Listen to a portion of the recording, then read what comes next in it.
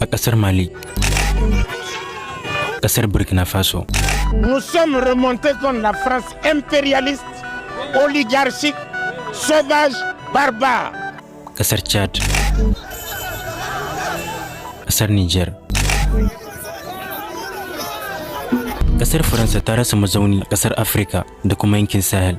An yi wani lokaci da ƙasar Faransa na mulki a wasu ƙasashen Afirka, inda ta samu damar haifar da rashin kwanciyar hankalin wasu ƙasashen da kuma bawa 'yan ta'adda makamai ta hanyar siyasa, har kai ga cewa ta rasa goyon bayan wasu daga cikin ƙasashen. Shekaru 10 da suka wuce, tsohon shugaban ƙasar Faransa ya zo ƙasar Mali, inda ya samu tabbacin goyon baya a ƙasar Mali. A yau kuma ya fito ya nuna rashin jin daɗinsa akan abubuwan da ke faruwa. On se dit mais qu'est-ce qui s'est passé pour que cet amour de la France tel qu'il était proclamé devienne une défiance, une méfiance.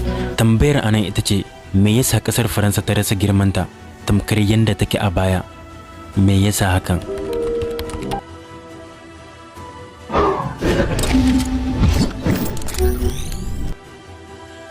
Domin farawa karara, menene Sahel? Idan ka ji kalmar Sahel, wani yanki ne da yake cikin kasar Afirka wanda ya kunshi wa'annan kasashen. Kasar Faransa na mulkin mallaka a yankin Sahel da kuma wasu kasashen da ke cikin kasar Afirka.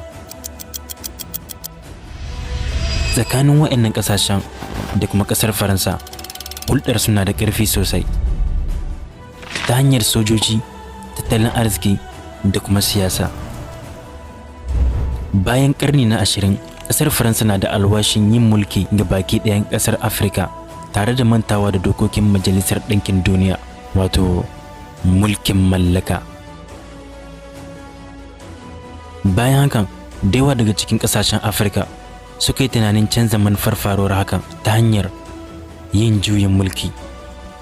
Ƙasashe daban-daban sun samu damar yin juyin mulki domin canza abubuwa tun shekarun baya da suka wuce. Bayan faruwar hakan, kowace ƙasa daga cikin waɗannan ƙasashen na fuskantar ƙalubale, taɓarɓarewar tattalin arziki da kuma ta'addanci.